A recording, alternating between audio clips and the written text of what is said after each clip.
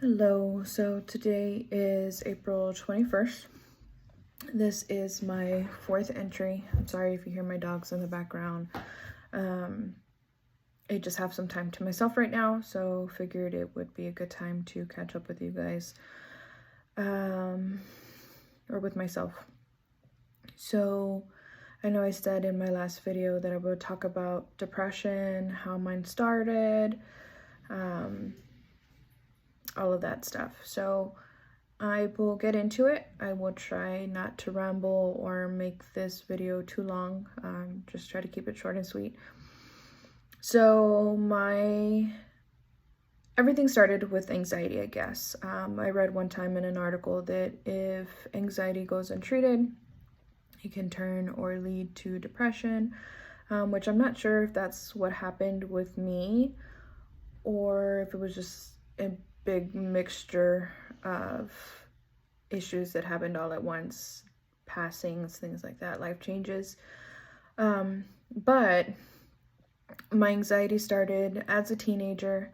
I used to have really bad anxiety, panic attacks, and those continued on, and they still happen. I wouldn't say I have panic attacks so much anymore because I can start to see the signs and know, okay, I have to start to do different things in order to help it not lead into panic attacks, and just being aware of my anxiety and the symptoms that I have and the stressors along the way that can escalate to panic attacks.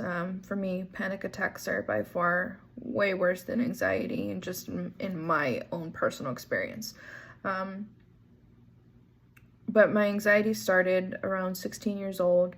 That was when I had my first panic attack. And like I said, it led on into my adult years. I still deal with it. And I would say I never wanted to seek treatment for anxiety because I figured it's something very common that a lot of people deal with on a day-to-day basis and don't necessarily need medication for it. I thought it was manageable. It did start to get worse. It can be worse to today. When I'm around a whole bunch of people in crowded places, I don't do very well. I start to freak out a little bit. Not freak out in the sense of, I'm going crazy, but I can't breathe. I feel like I need air. I just kind of want to get away from everybody or the crowd.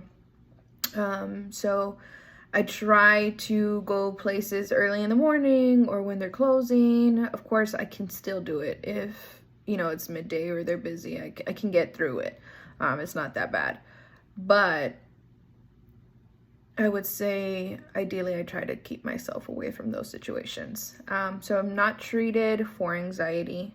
They wanted to treat me for anxiety, but I just stuck to depression, the treatment for my depression. So I was clinically diagnosed with depression in August of 2022.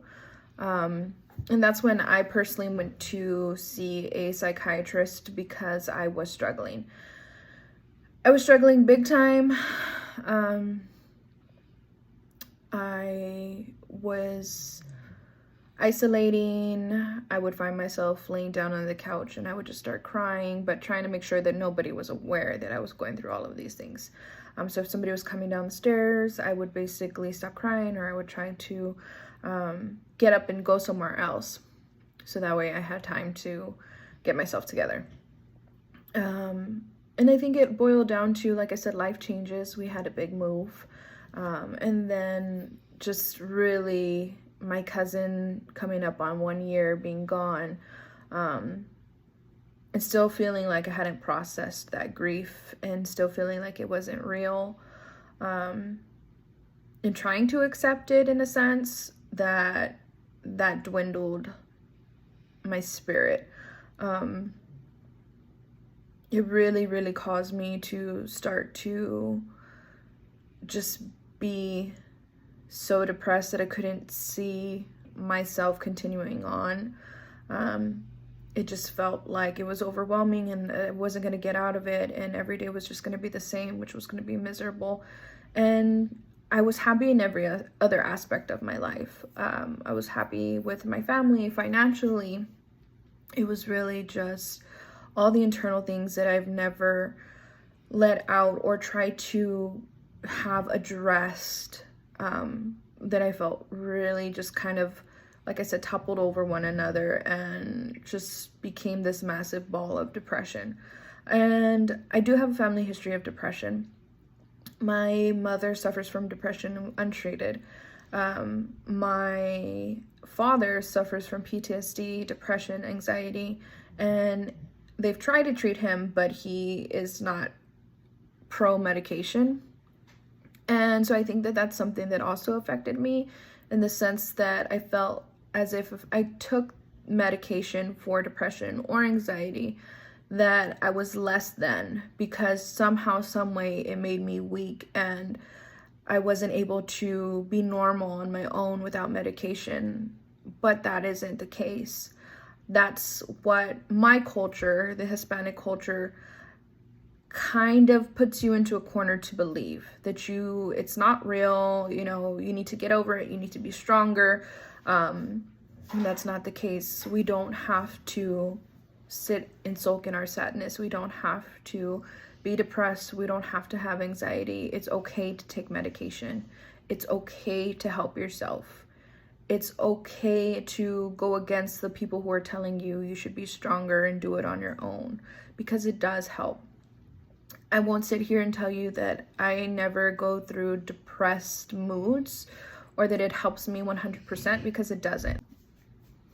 Sorry for the pause. My dogs started to go crazy and they might still try again. So if there's pauses throughout this video, that's why. I lost my train of thought. I think I'm basically just trying to say it's okay to take medication. It's okay to seek help, and nothing is wrong with you if you do that. Oh, I remember. I was saying that I'm not 100% okay, and I don't know if I'll ever be. I think there's steps to getting there, and I'm definitely finding and trying to work those steps to get there, because that is the goal. I want to be 100% okay, if that's ever a thing. But I would say I still go through, I'm on Lexapro, and I still go through phases where I do have depressed days, but the difference is I'm able to sit here and recognize, okay, this is just a moment in time. This isn't my life. This is just a moment in time. It will pass, and I don't sulk in it and let it get the best of me. So I still do feel depressed. And then I said I'm not taking anything for my anxiety, but definitely I do feel that the depression, the Lexapro medication does help. It helps those around me. It makes me easier to be around. I'm not easily agitated as much as I used to be, because I used to be very angry, very difficult to be around, yelling all the time, being mean, and it's definitely made a difference. My husband jokes and he tells me, wow, why did you wait so long? It's so different. And I think a part of him is afraid that I'm gonna get off of them, because I will go back to the monster that I was. And I don't want to be that person. I want to find tools to help me to slowly start to dwindle off of them, but still be mentally okay. And there's different tools: meditation, yoga, journaling, a whole bunch of different stuff. And like I said, this is my journal in the sense that it is not so much a written journal. It's more, of course I'm making a video, but it's me putting my thoughts out there and coming back and seeing the results that I hope to have. But Lexapro has helped me. Side effects wise, I didn't have a ton, other than the first 2 weeks. I did have upset stomach every single day, but I did get past it. So I would tell you, if you're thinking about taking Lexapro, don't quit on it until you're at least on it for a month. And if at that point in time you feel that, hey, it's just not worth it, let me try something else, then that's fine. That's completely up to you, but I would say give it some time. and don't dismiss it easily. But I appreciate just the fact that I was able to recognize that I needed help, and that there's medication out there to help me have some kind of normalcy. But yeah, I mean, get help. I know that in certain cultures it makes it seem as if you're weaker or something's wrong with you because you can't get through it on your own, but that's not the way it is. That's not true.